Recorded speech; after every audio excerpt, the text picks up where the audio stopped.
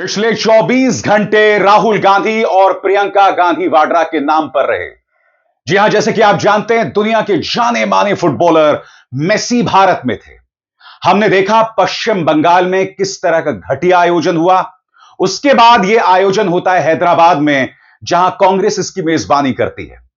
बाद में मेसी रुख करते हैं मुंबई का, महाराष्ट्र का, वहां का भी आयोजन होता है, मगर मेसी को लेकर राहुल गांधी और भारतीय जनता पार्टी के बीच का फर्क साफ तौर पर दिखाई दिया। समानांतर तौर पर रामलीला मैदान में राहुल गांधी ने वोट चोरी के मुद्दे पर हुंकार भरी और उनके साथ थी उनकी बहन प्रियंका गांधी वाड्रा और कांग्रेस के अध्यक्ष मल्लिकार्जुन खड़गे। राहुल गांधी और भारतीय जनता पार्टी के बीच फर्क की एक और मिसाल दिखाई दी। भारतीय जनता पार्टी ने नितिन नबीन को अगले राष्ट्रीय कार्यकारी अध्यक्ष के तौर पर घोषित कर दिया। यहां पर कोई चुनाव हुआ, क्योंकि भारतीय जनता पार्टी तो अक्सर कांग्रेस के अंदरूनी लोकतंत्र पर सवाल उठाती है, मगर यहां पर नितिन नबीन का चुनाव प्रधानमंत्री और अमित शाह करते हैं और कोई सवाल नहीं उठाता है। उसकी हम चर्चा करेंगे, मगर सबसे पहले मेसी की बात। दोस्तों, तेलंगाना के मुख्यमंत्री जो हैं वो मेजबानी करते हैं मेसी की, जो हैदराबाद पहुंचते हैं। मैं आपको भाजपा और राहुल गांधी का फर्क दिखाना चाहता हूं। यहां आप देख सकते हैं राहुल गांधी जो है मेसी से बातचीत कर रहे हैं।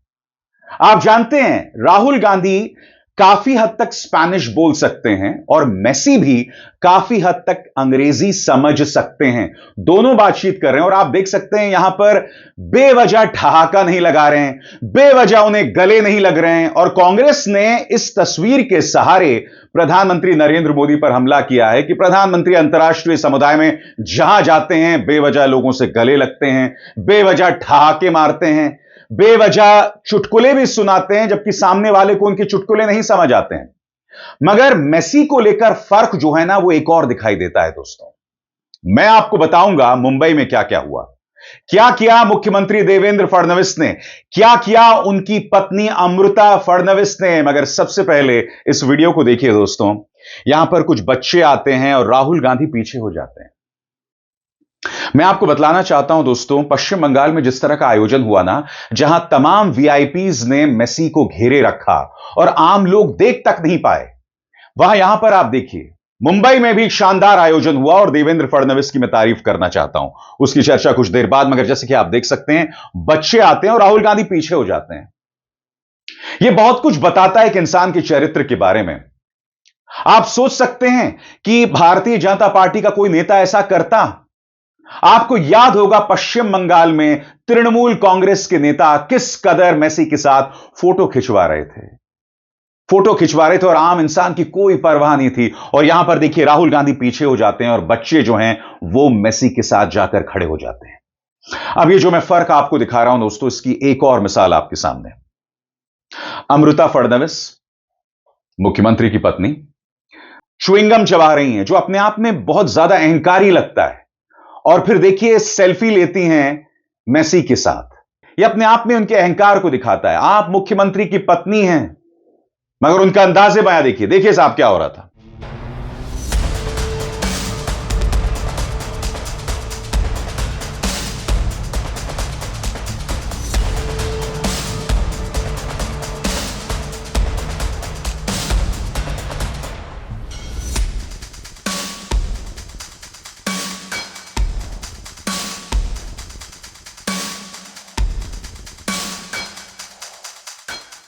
एक बात मैं स्पष्ट कर देना चाहता हूं, मुंबई के अंदर भी जो आयोजन हुआ वो बहुत शानदार हुआ। यहां पर भी मेसी सीधे रूबरू हुए जनता के साथ, जो पश्चिम बंगाल में नहीं हुआ था। तो इसके लिए तारीफ करनी चाहिए देवेंद्र फडणवीस की। मगर लोगों में वहां मौजूद राजनेताओं और अभिनेताओं को लेकर थोड़ी भी दिलचस्पी नहीं थी। वहां अजय देवगन पहुंचे, टाइगर श्रॉफ पहुंचे और लोगों ने हूटिंग की, उनकी बुरी तरह से बू किया उन्हें। सबसे पहले देखिए देवेंद्र फडणवीस, खालिस राजनेता, वो वहां पर बोलने लगते हैं, जनता को पसंद नहीं आता, जनता हूटिंग करने लगती है और फिर वो क्या करते हैं, गणपति बप्पा मोरया। यानी कि जब ना समझ आए तो गणपति बप्पा की याद करो। देखिए क्या हुआ था। Sir, how did it feel today? Just a quick word from you. नमस्कार मुंबई। गणपति बाप्पा, गणपति बाप्पा। और सिर्फ देवेंद्र फडणवीस के साथ नहीं हुआ था दोस्तों, देखिए क्या हुआ था अजय देवगन और टाइगर श्रॉफ के साथ। उन्हें भी बू किया गया, उनकी भी हूटिंग की गई, क्योंकि जनता को इनमें बिल्कुल दिलचस्पी नहीं है। जनता अपने हीरो मेसी को देखना चाहती थी। और यह हैदराबाद में क्यों नहीं हुआ? क्योंकि सारा फोकस मेसी पर था। राहुल गांधी चाहते तो केंद्र बिंदु हो सकते थे, मगर नहीं, उन्होंने बच्चों को आगे रखा। और यह फर्क यहां पर दिखाई दे रहा है। यह फर्क है राहुल गांधी और भारतीय जनता पार्टी के बीच में, और यही फर्क कांग्रेस भी बतलाने की कोशिश कर रही थी। मगर समानांतर तौर पर कल दिल्ली का राजनीतिक पारा बहुत ज्यादा बढ़ा हुआ था। रामलीला मैदान में राहुल गांधी और उनकी बहन और साथ में कांग्रेस के अध्यक्ष मल्लिकार्जुन खड़गे थे। मुद्दा था वोट चोरी का, और रामलीला मैदान में जबरदस्त भीड़ भी जुटी दोस्तों। भाई बहन बाकायदा फोकस तरीके से 3 चुनाव आयुक्तों पर प्रहार कर रहे थे। प्रधानमंत्री नरेंद्र मोदी और अमित शाह पर प्रहार कर रहे थे। बकौल राहुल गांधी, ये जो 3 हैं, ज्ञानेश कुमार, सुखबीर सिंह संधू और विवेक जोशी, तीनों भारतीय जनता पार्टी के साथ हैं। सुनिए राहुल ने क्या कहा। उनके पास सत्ता है, वो वोट चोरी करते हैं। देखिए आपके सामने पड़ा है, वो वोट चोरी करते हैं। 10,000 रुपए चुनाव के समय, चुनाव हो रहा है, 10,000 रुपए वो देते हैं। उनके इलेक्शन कमिश्नर हैं, जिनके नाम अभी प्रियंका जी ने लिए, मैं भी ले लेता हूं। नहीं है ज्ञानेश कुमार, डॉक्टर सुखबीर सिंह संधू, डॉक्टर विवेक जोशी।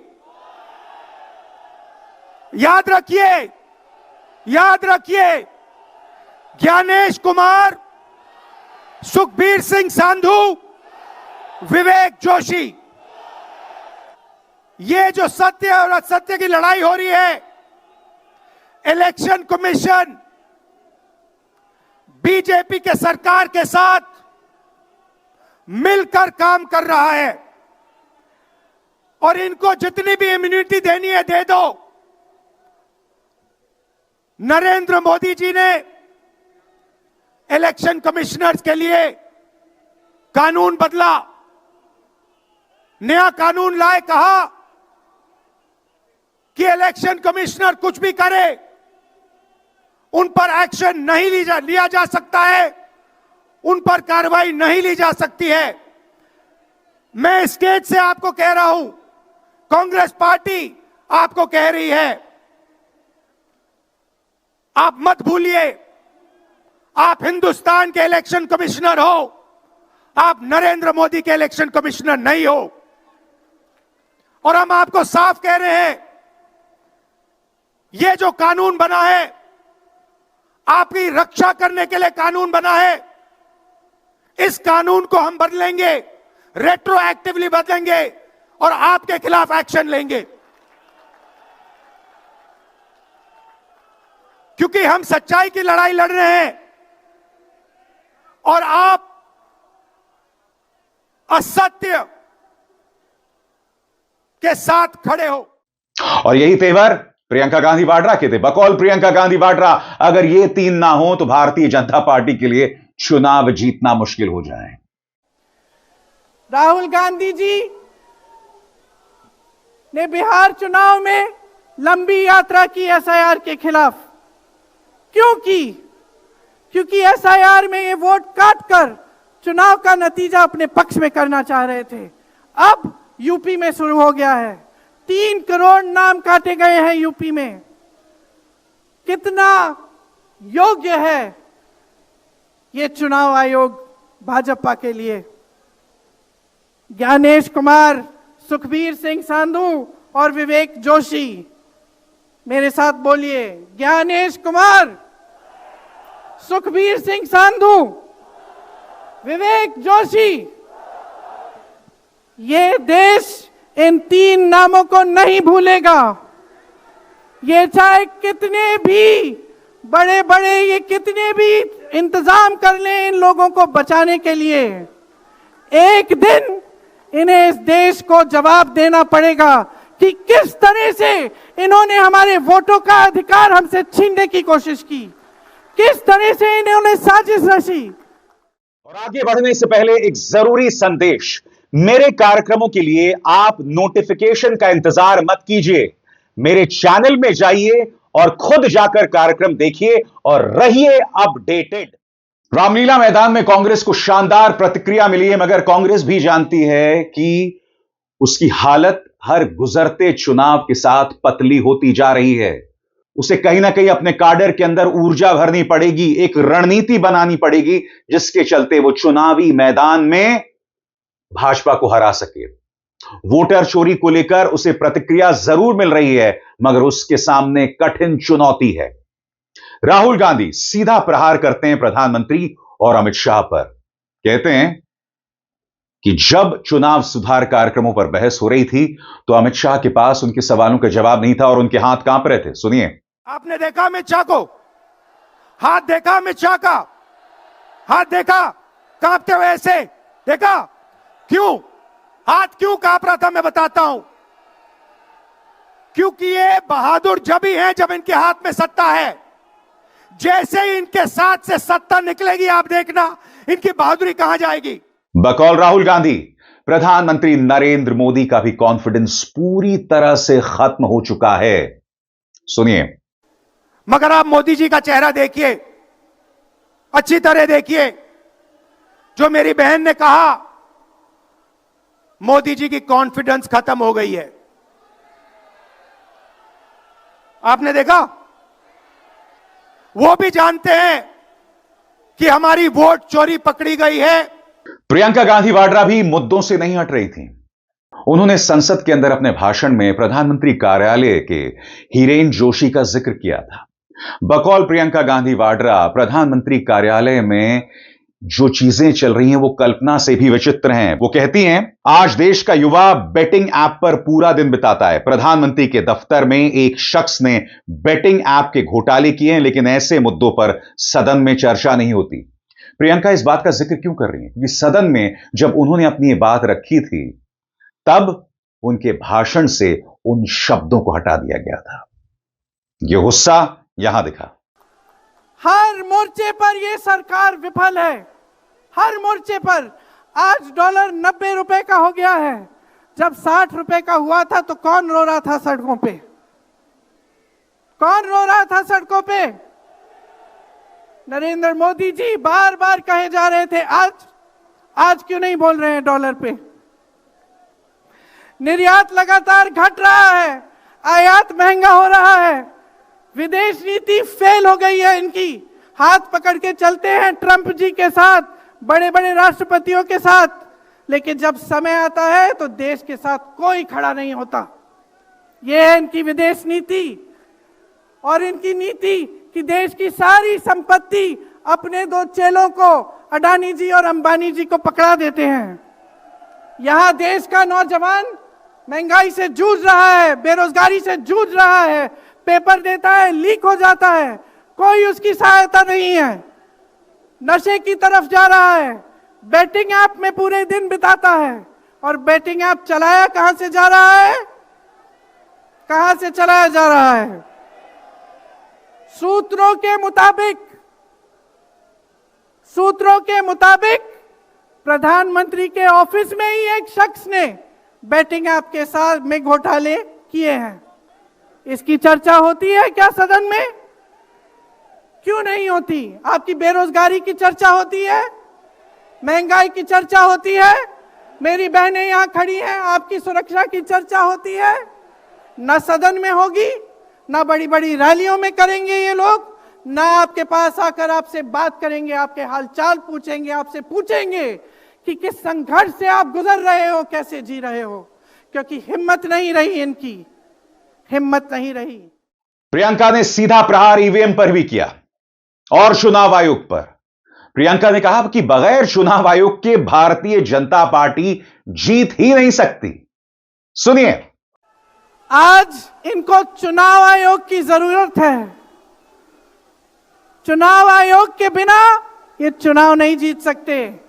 और याद रखिए, चुनाव आयोग के जो मुख्य जो 3 अधिकारी हैं, उनके नाम आप याद रखिए, कभी मत भूलिए इनके नाम, क्योंकि ये आज हम लोकतंत्र पर वार कर रहे हैं। इतिहास में कभी ऐसा नहीं हुआ कि पूरा विपक्ष कह रहा है कि हमें विश्वास नहीं है चुनाव आयोग में, इन चुनाव में हमारा विश्वास नहीं है, ये चुनाव ठीक ढंग से नहीं किए जा रहे हैं। चुनाव की घोषणा से लेकर वोटर लिस्ट, आचार संहिता, प्रचार, मतदान, मतगणना, ईवीएम और नतीजे से तक हर कदम को, हर चीज को संदिग्ध बना दिया है इन्होंने। इनके साथ साथ सारी संस्थाएं इनके सामने झुक गई हैं, सरकार के सामने झुक गई हैं, इनको झुकाया गया है। और आज उन्होंने कहा, सीधी चुनौती दी भारतीय जनता पार्टी को कि अगर हिम्मत है तो बैलेट पेपर के जरिए चुनाव करवाइए, एक भी चुनाव भाजपा नहीं जीत पाएगी। मैं चुनौती देती हूं, एक सही चुनाव लड़ लें, बैलेट पे लड़ लें, तो ये खुद जानते हैं कि कभी नहीं जीत पाएंगे। प्रियंका गांधी वाड्रा ने वहां मौजूद जनता को एक संदेश भी दिया कि आज जो लड़ाई कांग्रेस लड़ रही है वो बहुत मुश्किल है। उन्होंने याद दिलाया कि क्या हो रहा था लोकसभा चुनाव से पहले। मुख्यमंत्रियों को गिरफ्तार किया जा रहा था और कांग्रेस के खातों को फ्रीज कर दिया गया था। बावजूद इसके कांग्रेस ये लड़ाई लड़ रही है। आज परिस्थितियां ये है कि पिछले आम चुनाव में मुख्यमंत्रियों को जेल में डाला गया, कांग्रेस पार्टी का बैंक अकाउंट बंद कर दिया गया, भ्रष्टाचार के नाम पे तरह तरह के इल्जाम लगाए गए जिसका कोई प्रमाण नहीं है।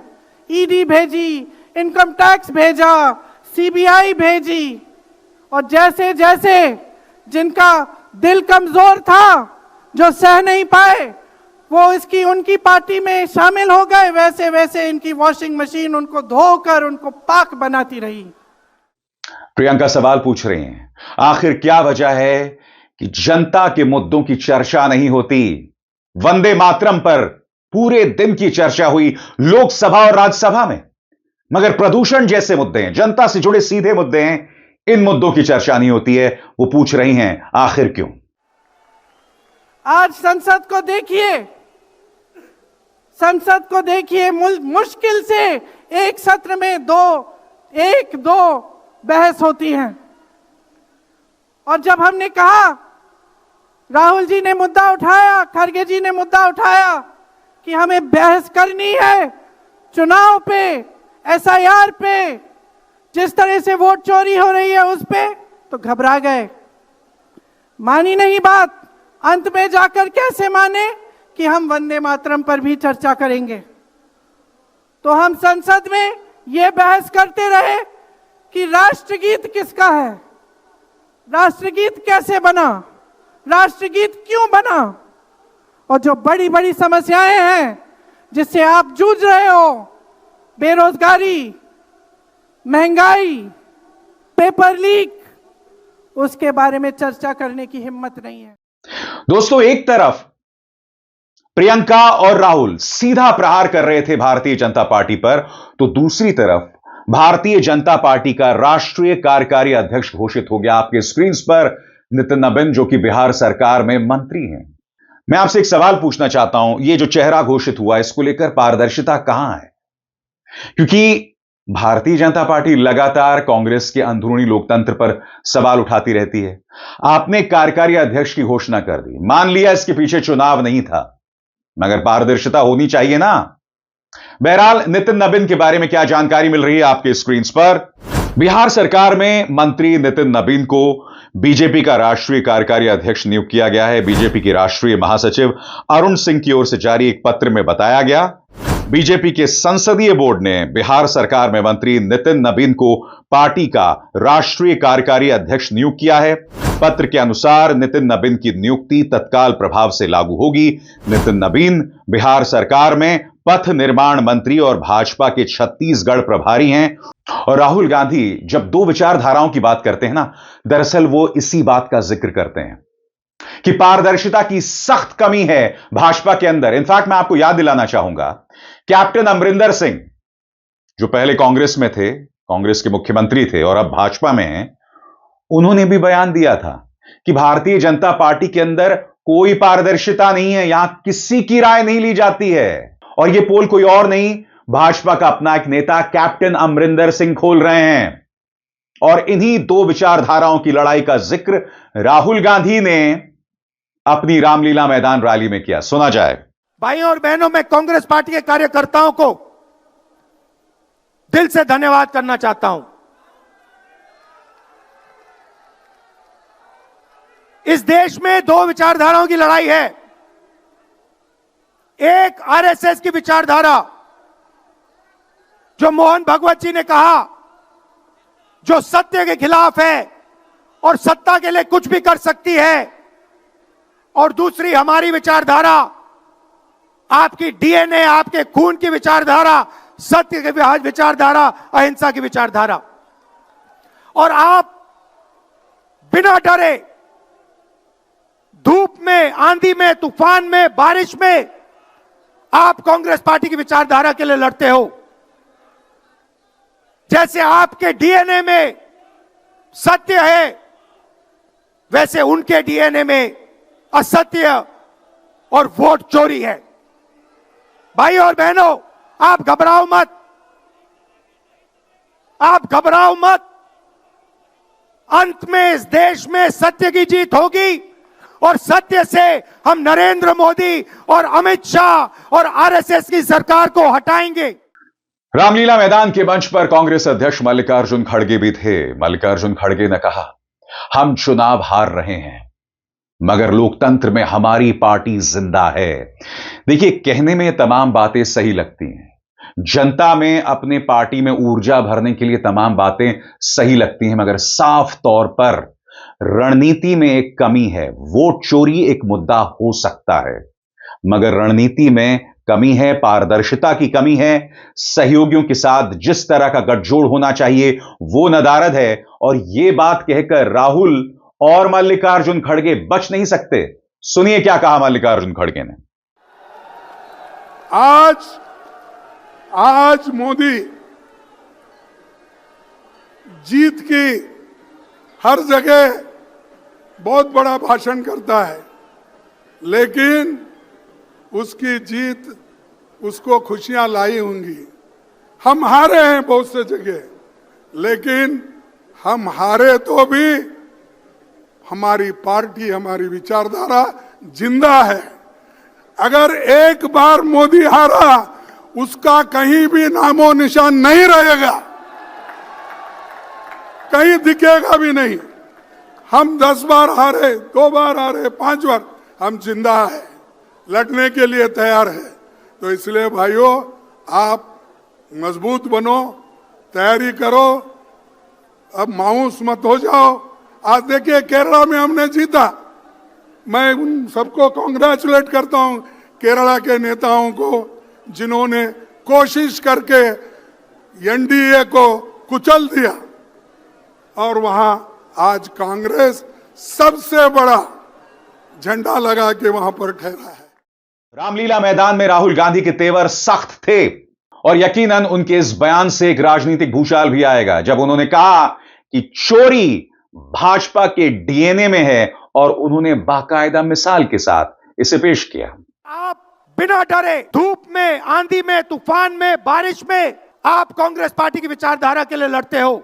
जैसे आपके डीएनए में सत्य है, वैसे उनके डीएनए में असत्य और वोट चोरी है। देश के कोने कोने में नारा चला है, वोट चोर, वोट चोर। अमित शाह जी, मोदी जी, जितने भी आपको भाषण देने हैं आप दे दीजिए। अंत में इस देश में सत्य की जीत होती है। सत्य से आपको निकालेंगे, नफरत से नहीं, हिंसा से नहीं, सत्य और अहिंसा के साथ हम नरेंद्र मोदी और अमित शाह को हरा के दिखाएंगे। स्वाभाविक सी बात है दोस्तों, राजनीति गर्मा गई है और मेरा हमेशा से मानना रहा है कि स्वस्थ लोकतंत्र में विपक्ष का जिंदा रहना बहुत जरूरी है, क्योंकि अगर विपक्ष ही नहीं रहेगा तो मुद्दे सामने नहीं आएंगे।